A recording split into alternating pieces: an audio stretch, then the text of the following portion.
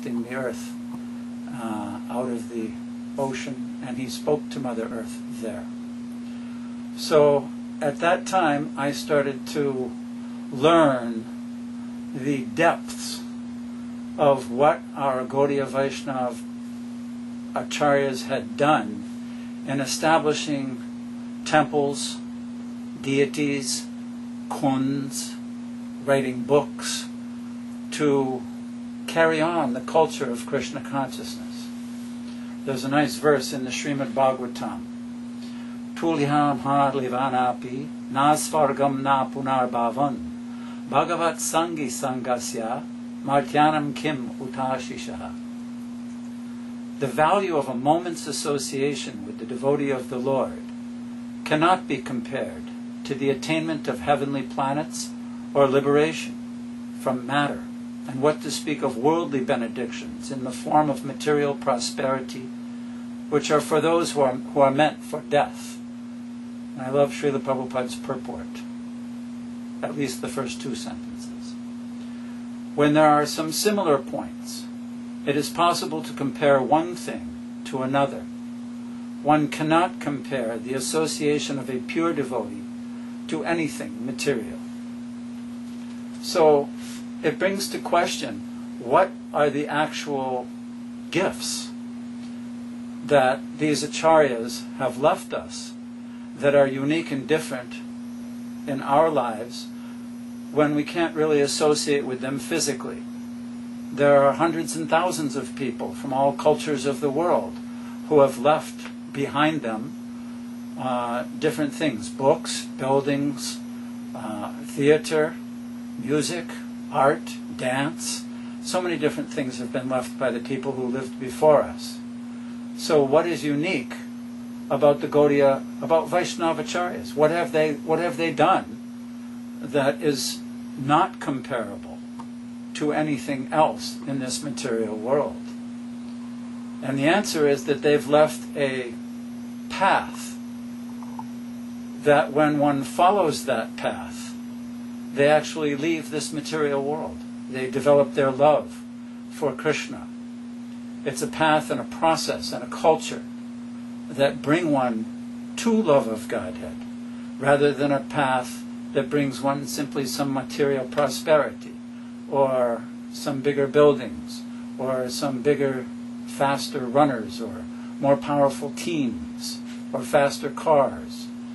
It's a culture that leads one to understand his relationship with the Supreme Personality of Godhead, how to function in that relationship, and gradually develop love for the Supreme Personality. So one of the five most important aspects of devotional service, according to Bhakti Rasamrita Sindhu, is living in a holy place where Krishna performed his pastimes. Naturally, if this is an important part of devotional service, then our acharyas, as we know, developed a culture by which we can take advantage of those holy places.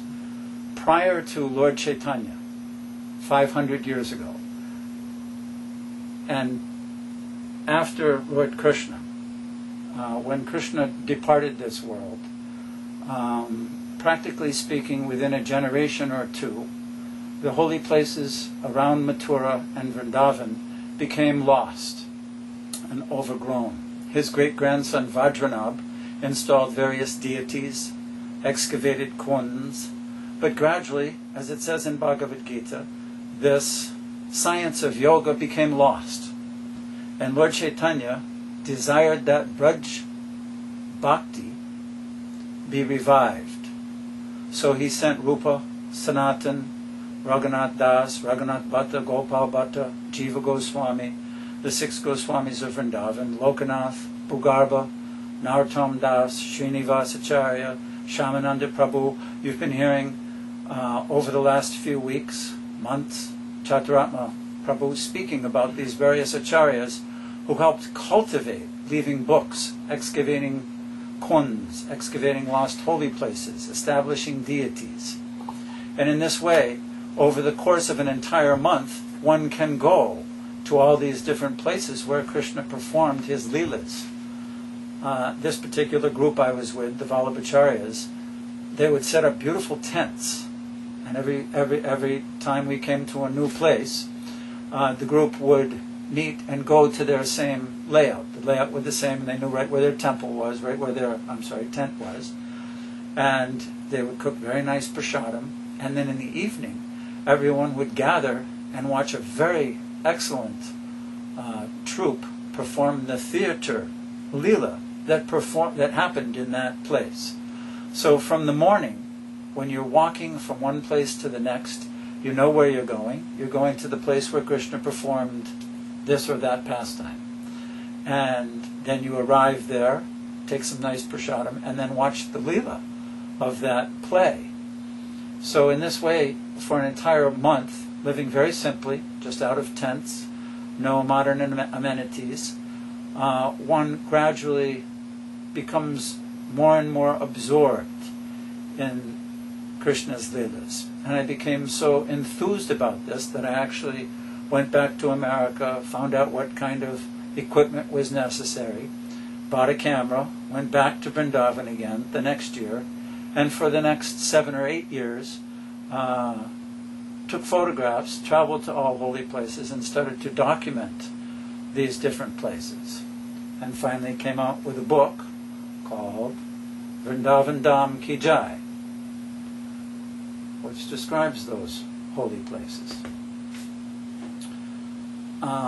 The reason I'm bringing this up is that the Gaudiya Vaishnava Acharyas in particular have written about Vrindavan and the different holy and the different pastimes that happened there.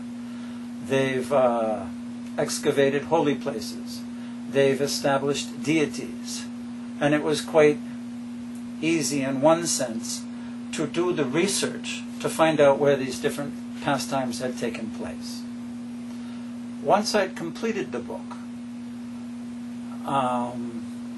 we went to Mayapur and lived there for 4 years, and a shift happened in my consciousness and in my research. Rather than researching Radha Krishna's Leela, which I had been doing for almost 10 years, I started to concentrate more on Lord Chaitanya and the Panchatattva, and becoming more and more absorbed in the understanding of how Krishna, desiring to understand the mood and love of Srimati Radharani, took another form. And all his associates, all of Krishna's associates, Srimati Radharani, Nanda, Yasoda, all the Sakis, all the cowherd boys, also took different forms to help Lord Krishna in that mission to understand Srimati Radharani's love. And in the course of our research, of course, Srila Bhaktivinoda Thakur has written Navadvip Dham Mahatmya, which is a book which thoroughly describes all the different dweeps in Navadvip and the different leelas that happened at those different areas and places. Finally, in about 1990 to 94, I began seriously studying Jagannath Puri. We went to Puri, and I thought that this was going to be very similar to the research that had already been done by Gaudiya Vaishnava Acharyas, and that I would be able to simply read a few books, go to some holy places, and compile them into some sort of presentation. Not true. Jagannath Puri is very different from Vrindavan and Navadvip. The culture there is hundreds and thousands of years old. And not to my understanding, at least when I first began my research, they are not, for the most part, Gaudiya Vaishnavas. They're not followers of Lord Chaitanya. Their focus is on Lord Krishna in his form as Lord Jagannath. So our acharyas, our Vaishnava saints, although they've left vast information about Braj Bhakti, about Vrindavan, about how to cultivate love for Radha and Krishna. And they've also left information about Lord Chaitanya's advent in Navadvip and the pastimes he performed there, especially Vrindavan Das Thakur with his Chaitanya Bhagavat. Murari Gupta also wrote a book, several different devotees, Lochan Das Thakur, Lochanananda, different devotees have left books describing Lord Chaitanya's Navadvip Leela. However, Chaitanya Charitamrita is practically the only book which really chronicles his Ancha Leela, his later pastimes, after taking sannyas and living in Puri, and trying to find out who Lord Jagannath was, other than the story Srila Prabhupada told us about how Lord Jagannath advented. There's not very much information in English. About 5 or 6 years after beginning my research on Jagannath Puri, I was in the East. In Jagannath Puri, there are not bookstores where you can buy religious or spiritual books. Most of the stores there now, because of the nature of stores and business, sell college books, school books. There are some places where you can get a few religious books like the Ramayana or the Mahabharata, but Puri is, although it's a very cultural place, it's not well documented in this way.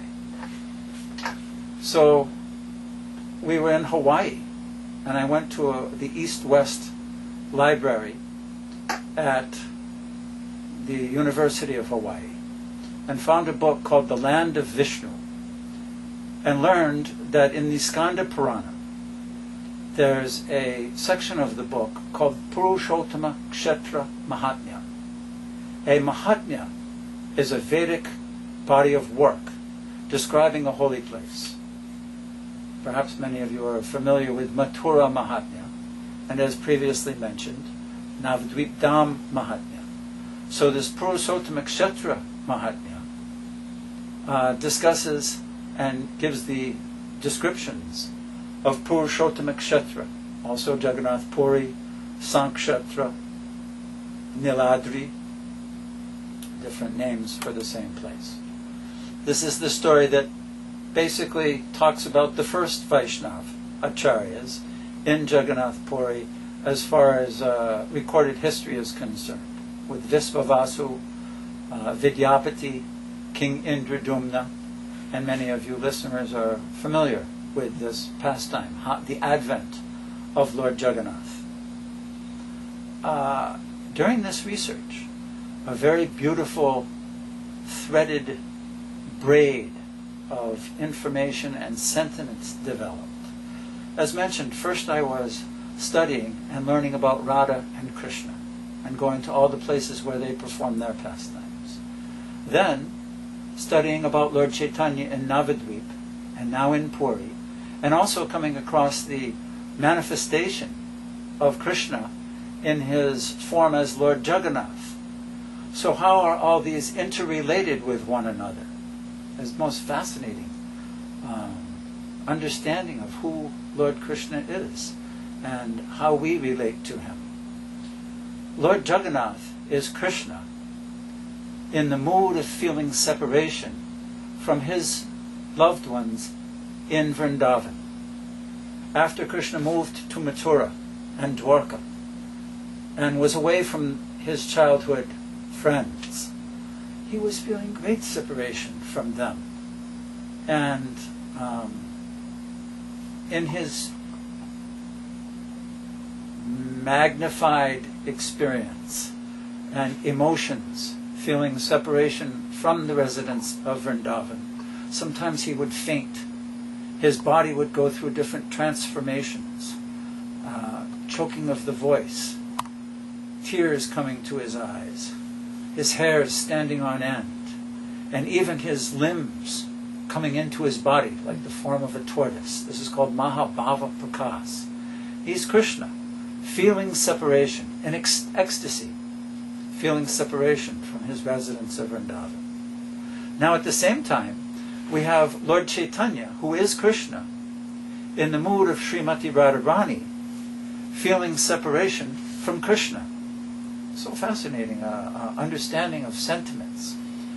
That Lord Chaitanya, when he was in Jagannath Puri, living in Kasi Misra's house, the Gambhira, he would, at night especially, become more and more absorbed in the association of his two dearmost associates, Ramananda Rai and Swarup Damodar, who are none other than Lalita Saki and Vishaka Saki, Srimati Radharani's intimate friends. And he would pour out his heart's sentiments, feeling separation from Krishna. So in Jagannath Puri, we have Lord Krishna feeling separation from Srimati Radharani and the residents of Vrindavan. And we have Lord Krishna in the mood of Srimati Radharani feeling separation from Krishna. But the places are not where this is really to be found. Again, the culture in Jagannath Puri is so focused. If you go to Jagannath Puri and you face the main gate, it's called Simhadwara. It's a gate that faces east, the main gate to the temple. Above the temple gate, there are figures of Dasavatar: Matsya, Kurma, Varaha, Nrsinga, Vamana, Parasaram, Ram. And then, in our understanding, the next incarnation is Lord Balaram. But they have Lord Jagannath, and then Buddha and Kalki. So their understanding is that Jagannath is the Supreme Personality of Godhead, Bhagavan, and from him all incarnations come. And they worship him in that mood, and also in a very intimate mood, but more in the Jagannath Dwarka mood than in his intimate Vrindavan mood. So our acharyas, Rupa Goswami, Sanatana Goswami, Jiva Goswami, Krishnadas Kaviraj Goswami, different acharyas who have written books, have not very well documented these sentiments in depth. So my research actually took years and years and years of studying, trying to find out, going to holy places, talking to different Babajis, reading various books, until finally Gaur Govinda Maharaj came out with a book called Embankment of Separation. When did he leave? He left in 1996. So I believe it was that year that the book came out. And again, I began the research in 1990, so it was about 6 years later.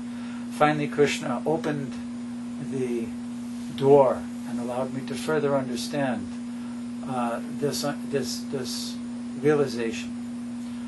The acharyas that we read and learn from them, as mentioned in the beginning, have left us a path. And the path is multi-dimensional. It's not just books. It's deity worship. It's prasadam. It's how to associate with devotees. The proper etiquette. The daily sadhanas. The different activities we perform. The types of food we eat. The types of mantras we chant.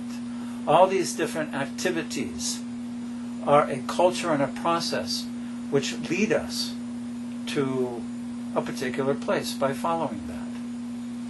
So this is a brief introduction.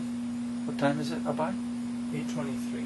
8:23. If anyone has any questions thus far, I'd be interested to see if you're following me or have found anything interesting.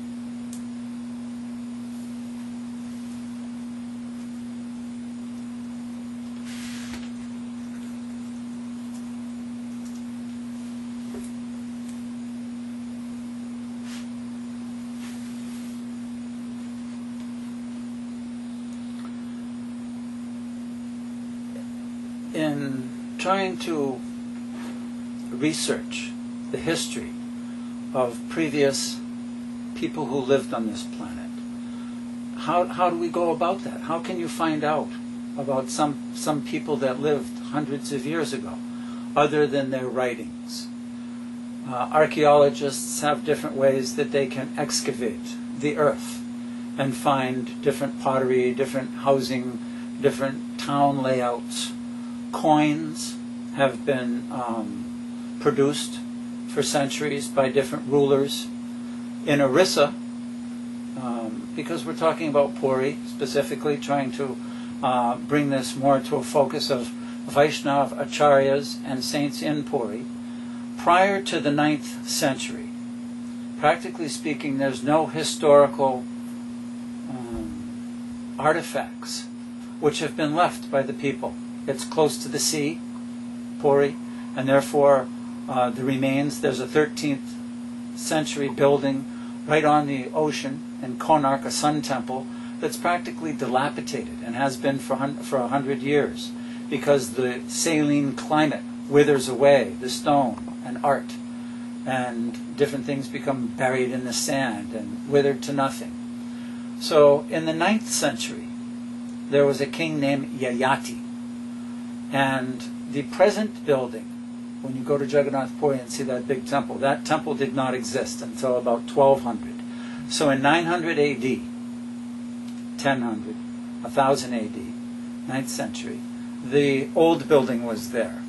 And this was the time when Sankaracharya was living. We've all heard of Sankaracharya. Sankaracharya is an incarnation of Lord Shiva who taught from the Saryarakya Bhasya. That was his commentary on Vedanta Sutra.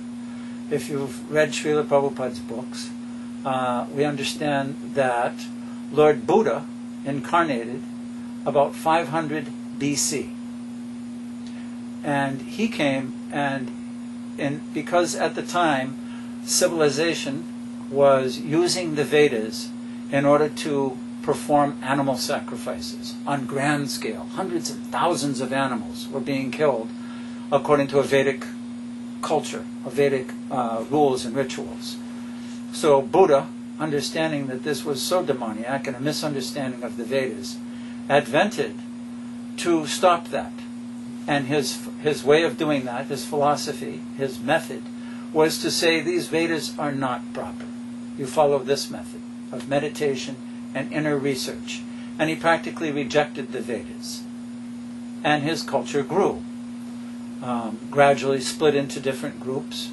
And when Sankaracharya advented, 900 years later, 950 years later, he took the same philosophy, practically speaking, that Buddha had taught, that there's an all-pervasive oneness, an intelligent design, a oneness to the entire manifestation of everything. But he used the Vedas and Vedic culture to establish this. And because he used the Vedas as his structure, it was appreciated and taken to, especially by those in the Varnashram system. So this is where Hinduism practically got its roots. When Sankaracharya was a very young man, only lived 38 years. But in the time he was traveling, he went all over India and established 4 major holy places, or dhams, called Chatur Dham: Badrinath, Dwarka, Rameswaram, and Jagannath Puri. And he established temples in those 4 places. And even today, older people who are born in Hindu families always desire to go to Chatur Dham, to make the parikrama to the 4 holy places of Hinduism, much like Christians might go to Jerusalem, or Muslims might go to Mecca. So in this way, he established the deity worship, the forms of deity worship, and a philosophy. And it became very popular. In 1200, about 300 years later, Ramanujacharya appeared in South India as part of the Sri Sampradaya. And he traveled also. At that time, in India, there were kings. It wasn't a democracy as it is today. There were kings with various kingdoms.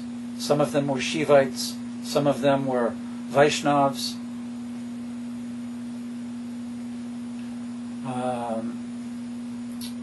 Some of them were Muslims, ultimately, especially in North India. They had just started 12th, 13th century to invade India. So the Sankaracharya, there's a question here from Chaitanya Dasi. I found in Jagannath Puri that there's a great following of Sankaracharya. Why is this still so prevalent? And that's what we're leading to. The Sankaracharya establishment. Sankaracharya is not only big in Jagannath Puri, there are major pits and temples all over India. His philosophy is very popular. But anyway, so Ramanujacharya started to travel around the country, and he wrote a commentary on the Vedanta Sutra that contradicted Sankaracharya's philosophy. He taught that all living entities are servants of the Supreme, and therefore, through his philosophy, forms of worship and deity worship and association with Vaishnavas, one cultivates a mood of service, dasya rasa. And of course, in order to preach, he went to Jagannath Puri, which was a major Hindu place of pilgrimage, ever since Sankaracharya had gone there, and with King Yayati established it as a holy place, famous big temple with the deities. So, around that time, 1200, 1300s, the Ganga dynasty were the kings that were ruling the kingdom of Orissa. It was called Kalinga at the time. And the king's name was Chodaganga. He's the one that actually began the construction of the temple. King Chodaganga had a vast army of elephants, and he would go out on different campaigns, defeat enemies, collect their booty, collect their wealth, bring it back to Jagannath Puri, and he had a huge well dug on top of a small hill, which was Nilachala. Had a huge well dug, and they would throw everything into the well. And the idea was to accumulate enough wealth so that he could build an amazingly huge temple.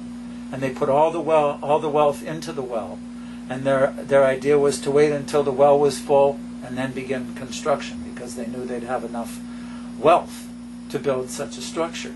And this indeed happened. So as they were building the temple, as Puri was becoming more and more of a popular pilgrimage site, Ramanuja showed up. Young man, very astute, very powerful preacher, very intelligent. And King Chodaganga's pundits were, of course, the Brahmins in the court, and very well respected, and sort of organizing all these different rules and temple worship. And Ramanujacharya debated with them. This is also in Chaitanya Charitamrita. You'll find in the commentary by Bhaktivinoda Thakur this story. So when Ramanuja went there, he debated with these pundits and defeated them, and showed them how the worship they were performing was based on Sankaracharya's impersonal philosophy, and that by following the worship and the rules and regulations the way they were doing so was not proper. And he defeated them. And the king pundits and King Chodaganga agreed that you've defeated us, and we want to learn from you the proper mode of worship. So he said, fine, we'll meet here tomorrow morning at the temple. So the next morning, all the different pundits, the king, all the different worshippers and people who had seva in the temple gathered at the temple, and some of them were quite concerned. In Jagannath Puri, unlike any other temple, practically speaking, in India, those who are born outside of the caste system, or in very low families of the caste system, are still allowed to perform services. Now, the people in those families were very concerned that Ramanujacharya, according to strict Vedic rites, wouldn't allow them to worship, and that their seva to the deity would be stopped. So there was great anxiety. And time went by. It was 10 o'clock, 11 o'clock, 12 o'clock, and Ramanuja never showed up. There's a biography of Ramanujacharya called the Prapanamrita, written by one of his disciples, which describes what happened. When Ramanuja and his disciples took rest that evening, the night before they were to meet Chodaganga and his pundits, and while he was sleeping, Lord Jagannath mystically picked him up and threw him 200 kilometers south of Jagannath Puri. So when Ramanuja awoke the following morning, he was 200 kilometers south of Puri in a place called Kormakshetra. So it appears that Lord Jagannath is very satisfied with the worship of his devotees in Jagannath Puri. For whatever reason, he didn't want Ramanuja and his philosophy, and he was an empowered incarnation. His philosophy, we follow very much of Ramanujacharya's teachings in our Gaudiya Vaishnava philosophy. Bhaktisiddhanta Saraswati, Gopal Bhatta Goswami, Prabhupada Saraswati, all very astutely studied the Sri Sampradaya and took many aspects of their philosophy. So it's a mystery that we won't get into this evening. Dhruva, can I ask a question? Certainly, Abhay. You were saying that Shankaracharya established a certain type of deity worship based on impersonalism. Could you describe that a little bit? I'm not so familiar with it, but just like we have our Hari Bhakti Vilas, a book by Sanatana Goswami, Lord Chaitanya told Sanatana Goswami to write a book on Vaishnava etiquette and worship, establish deity worship. When we worship Krishna, we use particular mantras, we have the form of Krishna, and our worship of Krishna is meant with the Sambandha, Abhideha, and Prayojana. It's meant to help us establish a loving relationship with the Supreme Personality of Godhead and Srimati Radharani. The Sankaracharya method of worship, the upasana, the different rituals that they perform, the mantras they chant, their goal is not to become loving, intimate associates with Lord Jagannath. The ultimate goal, and it's also in Jagannath Puri, it's very different.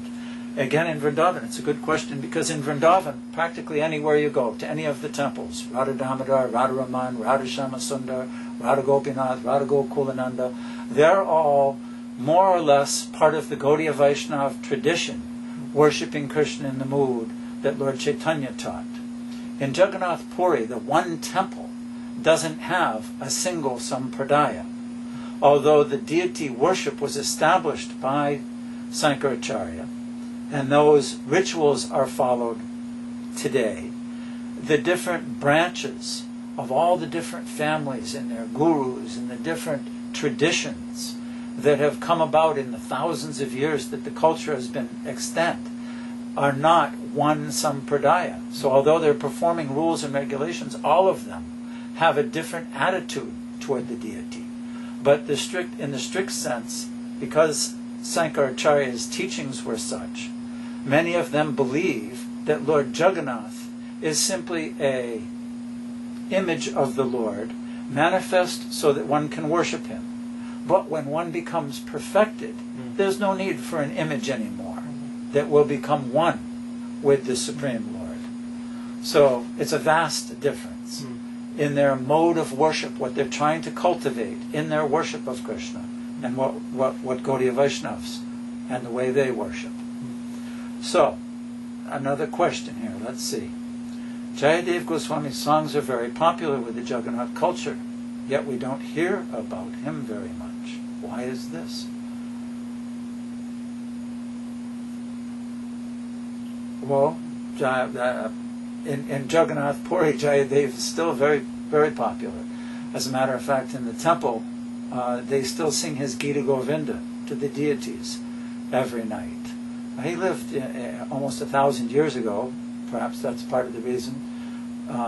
One time I went to the British Museum, where they have all kinds of hundreds of different artifacts and different things that they've brought from India, and they had very beautiful Gita Govinda on parchment with art of all the different pastimes that are there. So even though it's almost 1,000 years, 800-900 years ago since he wrote, his writings are still very much appreciated, especially by those who know Sanskrit.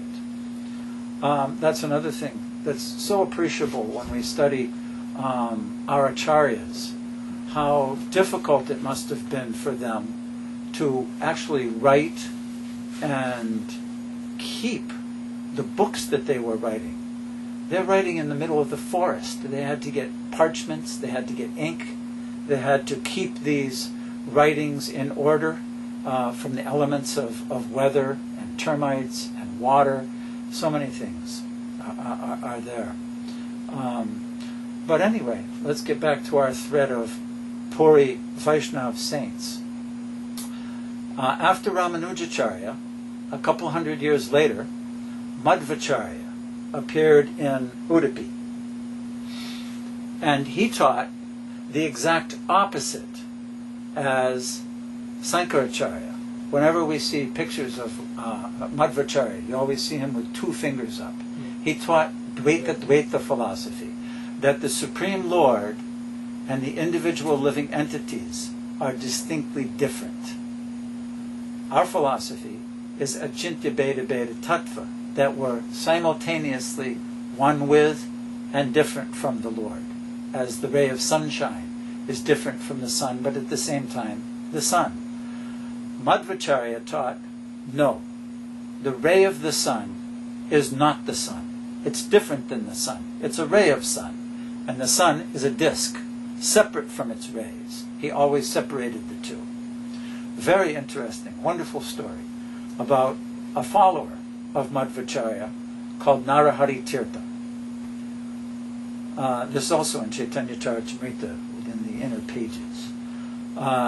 During the time of Ram, Lord Ram, Dasarath and his mother Kaushalya worshipped a deity of Sita Ram in Ayodhya. And after they passed away, and Ram was king, there was a Brahmin in that town. And the Brahmin took a vow never to eat until he saw the lotus feet of Lord Ram on that day. So when Ram went away out of town, this Brahmin was forced to fast for several days at a time sometimes. And because of his vow, somehow or another, the townspeople became knowing about it, and word came to Lord Ramachandra that this Brahmin was performing such a penance, and he understood how incredibly difficult that must have been for him. So he told his brother Lakshman, you take these family deities of Sita and Ram, and you give them to that Brahmin. In this way he'll see my lotus feet every day, and he can worship. So that Brahmin kept those deities and worshipped them until the end of his life. Then he gave those deities to Hanuman, and Hanuman wore them around his neck in a little pouch until he departed. Not he departed, until he met his brother Bhima, one of the Pandavas in the Himalayas. If you read Mahabharata, you read that they met. So he gave the deities to Bhima, and they were kept in the kingdom of Hastinapur. Somehow or other, those deities came to the kingdom of Kalinga, and were in the treasury of the king of Kalinga around 14 or 1400s, earlier than Lord Chaitanya, much prior, actually 1200s, during the time of Madhvacharya. Madhvacharya is also the son of Vayu. So Madhvacharya is also the brother of Bhima and Hanuman. And he knew about these deities. So he sent his disciple, Narahari Tirtha, he said, you go to Kalinga and you retrieve those deities. Their names were Mula, Sitaram. Mula means the root, the first Sitaram deities. Excuse me.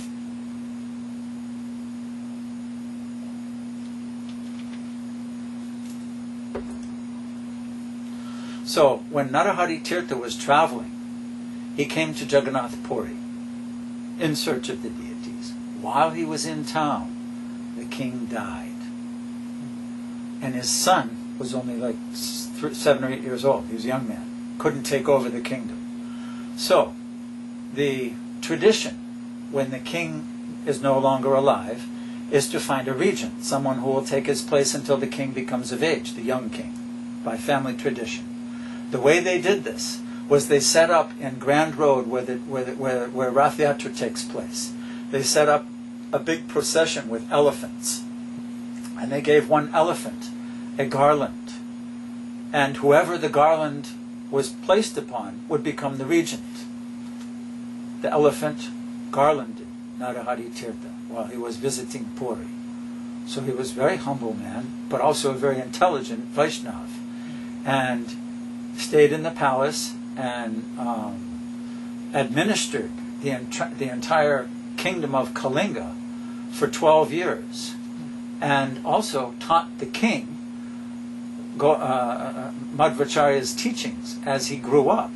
So now when the king, the young boy, prince, became old enough to become king, he was very respectful to his guru, but also very thankful that his guru didn't usurp his position and simply take the kingdom from him, which he could have done. So he asked him, what can I possibly do to repay you this debt? And Narahari Tirtha revealed at that time that actually I've come on behalf of my Guru Maharaj, Madhvacharya, who's in Udupi and wanted these deities in your treasury, Mula Sitiram, so you please give me those deities for my Guru Maharaj. And the king was, of course, so happy to give those deities. And Narahari Tirtha then took those deities, Mula Sitaram, and took them back to Madhvacharya, who received them about 3 months before he finished his worldly pastimes and left this world. And those deities are still being worshipped in Udupi today. So this brings us up to a time when most of us are familiar with the Vaishnava Saints in Jagannath Puri, because the next person to come to Puri after Narahari Tirtha, a follower of Madhvacharya, would be Madhavendra Puri, who was also a disciple of Madhavendra, a follower of Madhvacharya in the Gaudiya, in the Brahma Madhva Sampradaya. So, what time do we have now, Abhay? 8:45. I don't want to go too far over or get too deep in here. What's wrong with Sankaracharya is one of the questions that that's been written here. What's wrong with Sankaracharya? It's not Sankaracharya. There's nothing wrong with Sankaracharya. Sankaracharya is a incarnation of Lord Shiva, but his teachings are very different from Vaishnava's teachings, and therefore there's a great difference of opinion and focus, as I was describing earlier. That Sankaracharya taught that the ultimate perfection of life is to annihilate the self, become freed from all designations, and merge one's self with the all-pervading oneness of Brahman. Therefore, one's sentiments of service to the Supreme are annihilated. And this is diametrically opposed to a Vaishnava concept. The concept of Vaishnavism is that the living entity is a minute spark, a part and parcel of the Supreme Lord, who has an eternal relationship with the Lord. And when that sense of service is lost, then the living entity is no longer properly situated. So Sankaracharya's teachings that we should annihilate that sense of service and that intimate relationship with the Lord and simply become one by losing ourself is not the following, but not the teachings that Gaudiya Vaishnavas follow. He is an authoritative acharya, just differs in his teachings. Very much so he differs. There are two basic concepts. One is called impersonalism, and the other is personalism. So those are the two differences.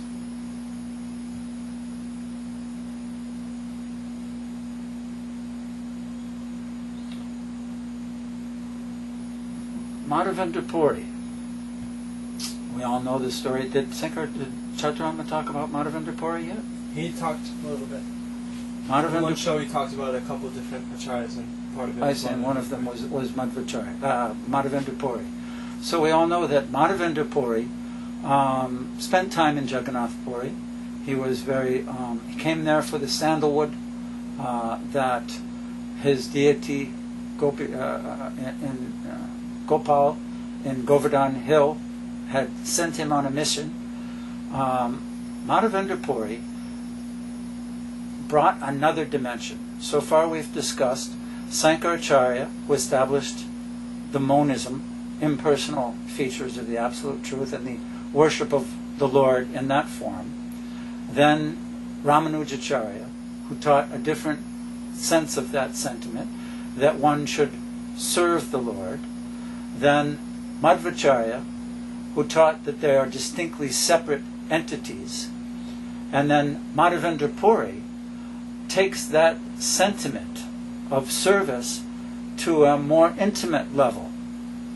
His teachings, his mood of service, his introduction to the Madhurya Bhav, one's bhava, one's mood of worship is called bhava in a basic sense. And Madhavendra Puri taught that one can develop a attitude towards the Supreme in a sentiment of love, not just awe and reverence for a Supreme Being, but an actual feeling of love to the point of conjugal relationship. And of course, Sri Chaitanya Mahaprabhu took that concept to its extreme limit in his teachings. No?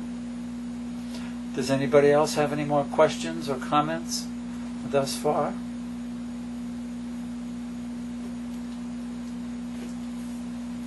This is an interesting format and venue for speaking, because generally either there's a class or a group of people, etc.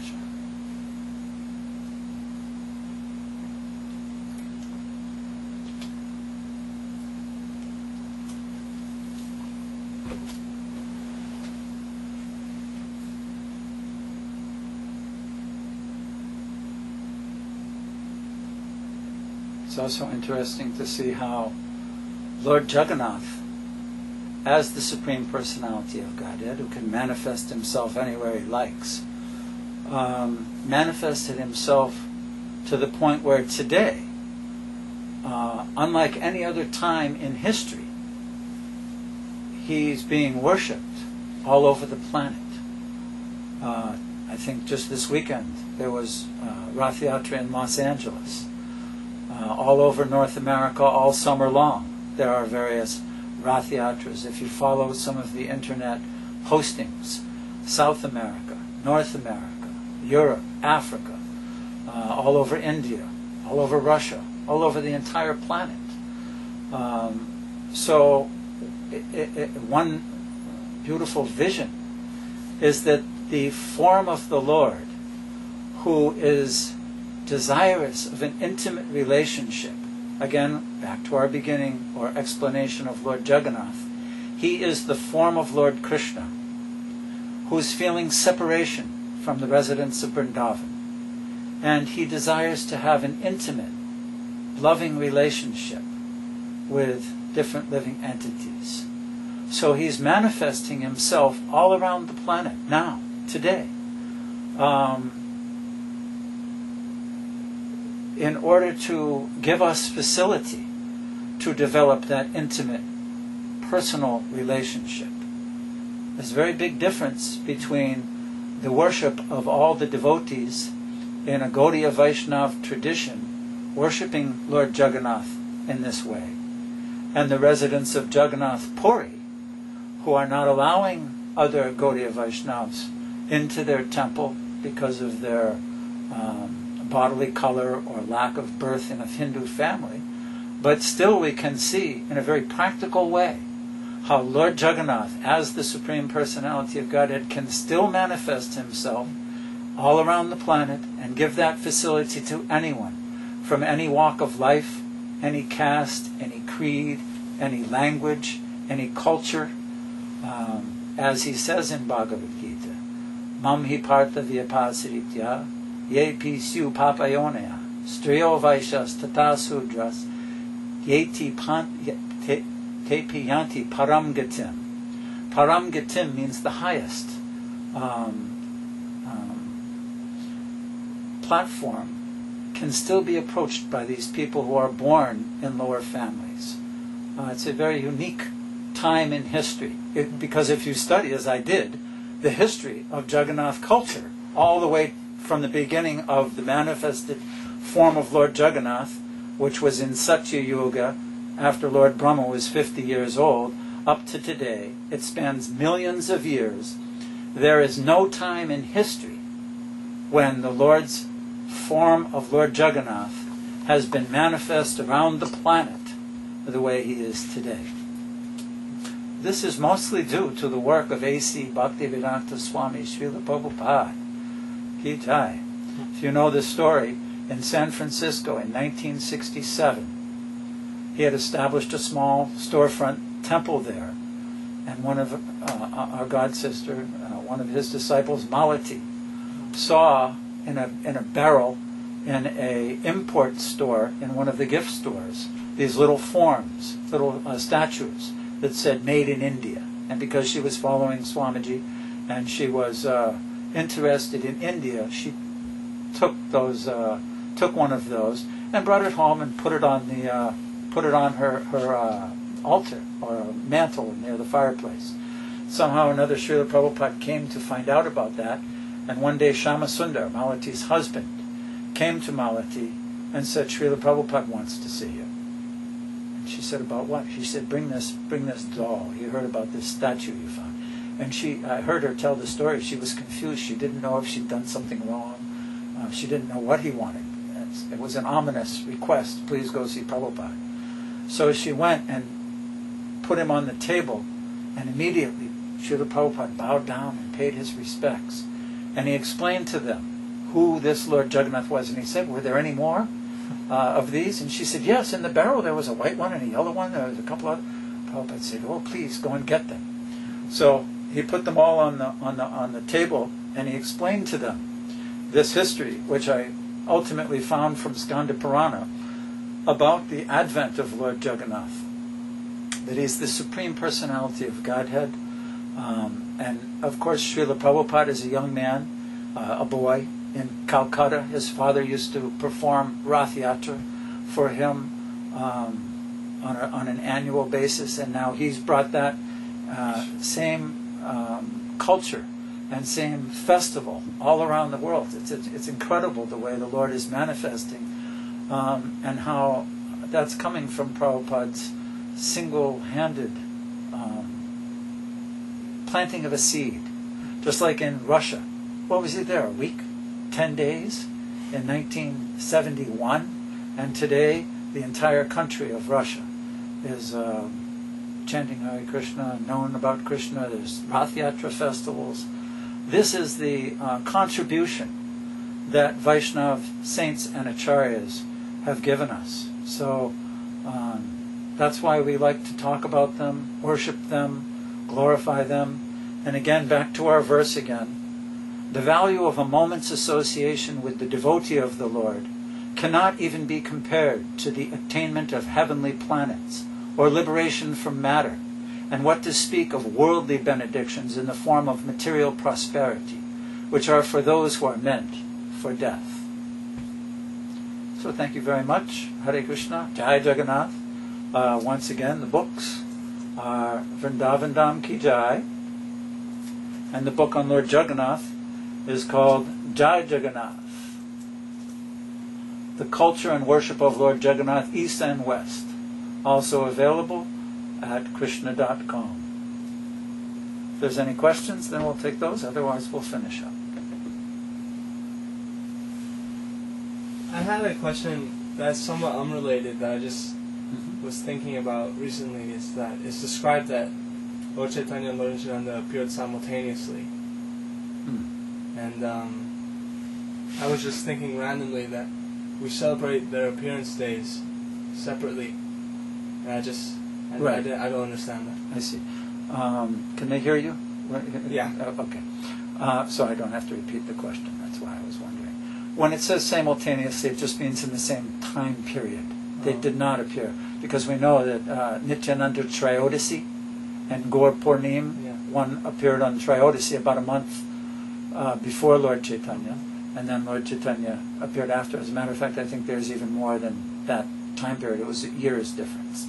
So when it says they appeared simultaneously, it means they appeared in the same time period, just as we're discussing now, hundreds and thousands of years. So if somebody appeared in the same generation, we could say they appeared simultaneous. That's what it actually means. Just wording. Yes. Okay. All right, thank you, Prabhus. Hare Krishna. Chaturama will be back, I believe, next week? I think so. Okay. Thank you. Hare Krishna. Thank you, Abhay. No problem. When you were saying how Shankaracharya established deity worship, but it was kind of like a temporary deity worship, not eternal. But then Lord Chaitanya took, was it from, which sampradaya did he take that deity worship as eternal, is eternal? I'm not sure. I'd have to look that up. That's I think probably Sri Sampradaya, yeah. Ramanuja.